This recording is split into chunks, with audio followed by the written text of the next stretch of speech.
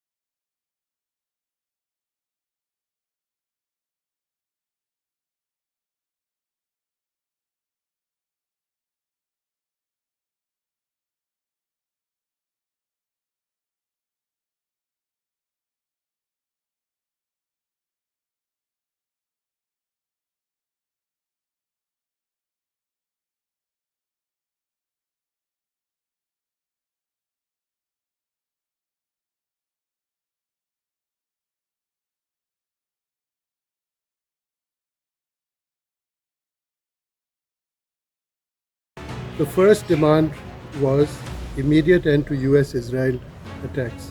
Second, full lifting of all sanctions, release of frozen Iranian assets, war reparations for damage caused, release of frozen Iranian assets, war reparations for damage caused, binding guarantees, for example, United Nations backed against future attacks, the withdrawal of United States forces from the region, recognition of Iran's right to nuclear enrichment, continued Iran control and role over the Strait of Hormuz, end to attacks on Iran-aligned groups, for example, in Lebanon and Iraq. Long-term ceasefire leading to permanent peace.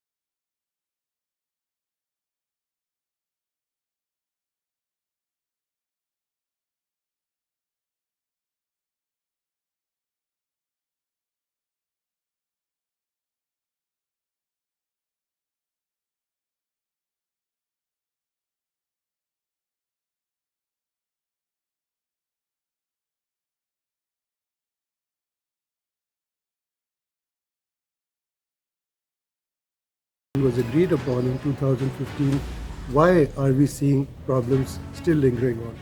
Well, some key points of JCPO 2015 I'll read out to you. One was to cap uranium enrichment to 3.67%, to reduce the number of centrifuges, essentially at the Natanz facility and the Fordow facility.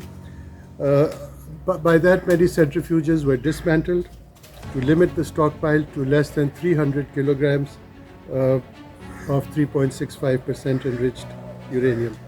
To completely dismantle the Arak heavy water reactor, that was then removed and dismantled, and to set limits on Fordow and even the Advanced Research and Development Program. Now, if you look at Iran and Israel's nuclear programs, there's a great deal of asymmetry. And whenever there's asymmetry between any two parties, there are chances of conflict. Whenever there's a balance of power, the chances are reduced. So in another podcast, I have taken you through in great detail through the Iran nuclear infrastructure and through the Israel nuclear infrastructure.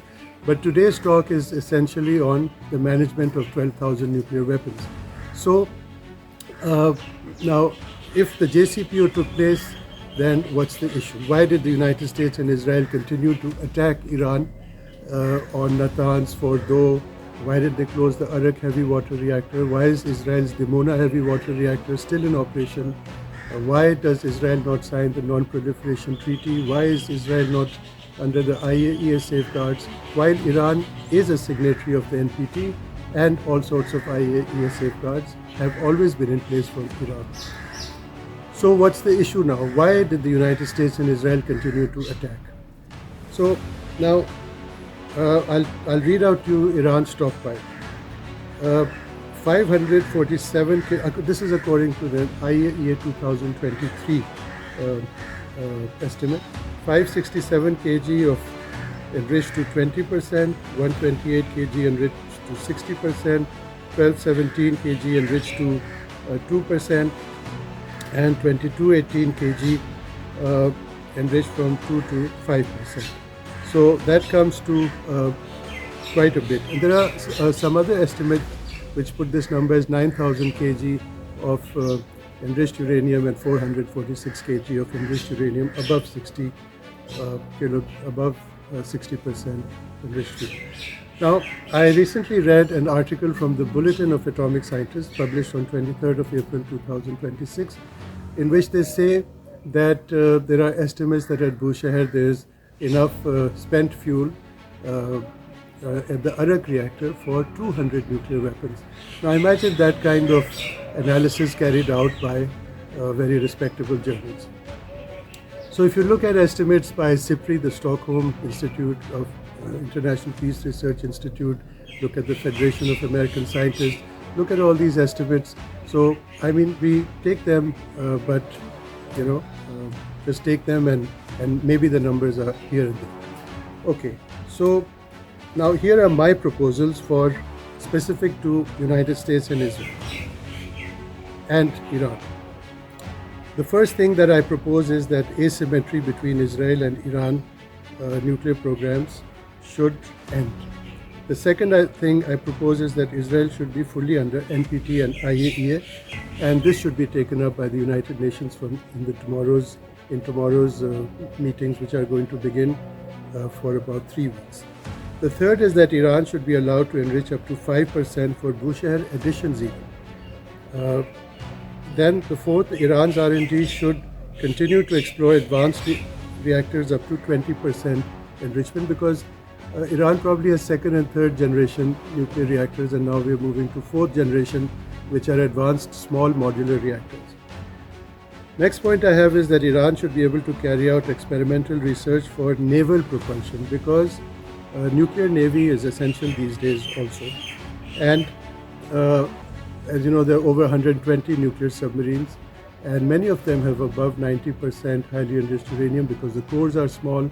They give you better shaft power all the way up to 60 megawatt electric, which makes a submarine go fast, and the size is small, and the life of the reactor is 30-40 years.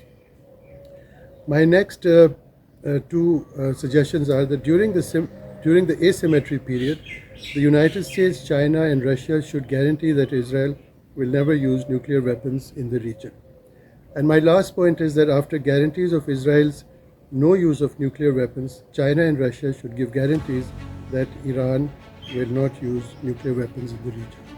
Okay, so that was specific to United States and Iran, hopefully to end this war, which the Pakistan government has taken the wonderful efforts to bring about peace. Now, why did the United Nations fail? Why did the United Nations Secretary General not be able to stop the genocide carried out by Israel in Gaza? Why did the United States not stop? Why did the United Nations not stop the United States and Israel from attacking, massacring the leader of a country, of a sovereign state, several of its key leaders, 168 school girl children of primary school? Why was the United States, why was the United Nations a flop seen to be by all of us? Is the United Nations dead? And that's a very pertinent question for me.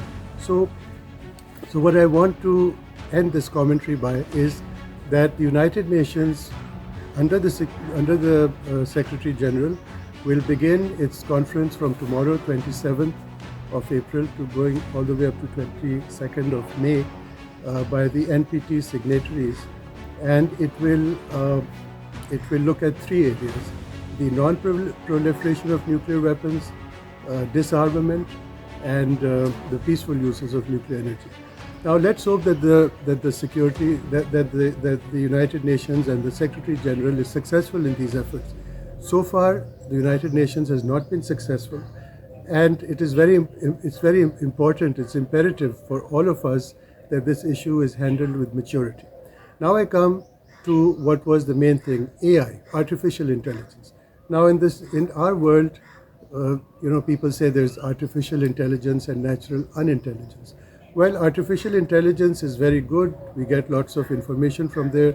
But tomorrow it may not be people like you and me running the world. It may be robots who are able to evolve computer programs, algorithms. Programs will generate programs themselves, and military decision making might be carried out more and more by artificial intelligence. So it's a very dangerous world that we live in. The nuclear threshold, as you saw last year, between the standoff between India and Pakistan, 4-day war, 6 to 9 May 2025, resulted almost in a nuclear war. And this time, God knows whether the Iran war is over or not. But could we be standing on a brink of a catastrophe? So we don't know what's going to evolve in the next few days. So my final points are that my suggestions of those 7 points are very important. I believe they should be carefully examined, and a lot of scrutiny should go into all sides that have nuclear weapons. 12,221 nuclear weapons in the world, half of them carried by the United States and Russia. This is a huge number of nuclear weapons. Any mishap could trigger a nuclear war. It could end up killing millions of people